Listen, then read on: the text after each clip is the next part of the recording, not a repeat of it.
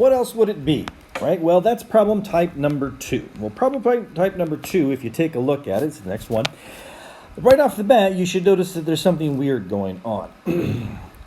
Take a look at it. You can tell that we are actually above 100%. That doesn't make any sense because it looks like this isotope here has gone up to be 100, and this isotope here is 23, and that's more than 100%.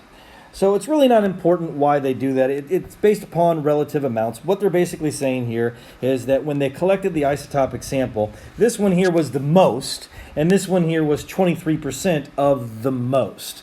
So all they're doing is they're adding a slight layer of difficulty for you. You can't use 100 and you can't use 23. You've got to figure out what proportional percentage those are of each other.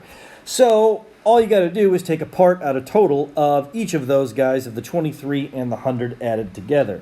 So if you take the 23 and the 100 and you add them together, you obviously get 123.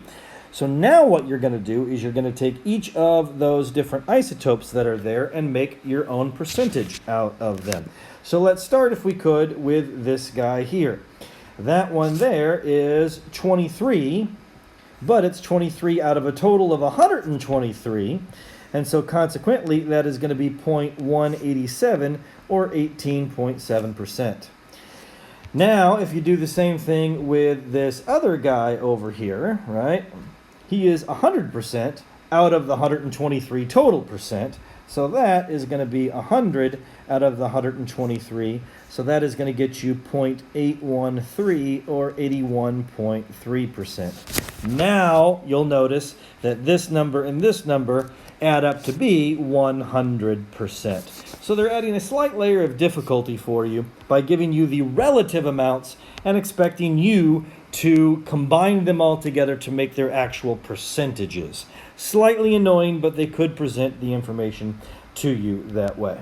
So now that we have this information, what we're going to do is we're going to scratch that off and we're going to scratch that off, because those numbers really aren't valid anymore. This is really 18.7%, and this is really 81.3%. And now we can go back and we can do the problem. And we can do the problem exactly as we did before. So what we've got here is we've got isotope 10, which is right here, at 18.7%, which is really 0.187. And when we do that, we get obviously a 1.87 out of it. And then we have to do the next one, which is this guy here, 11. So his mass is 11, and he is 0.813 or 81.3%, which is going to give us 8.943, assuming I've done my math right. There are only 2 isotopes, so now we add them up together and we get a total of 10.81. So that's the second archetype of these problems, where they present you with over 100%.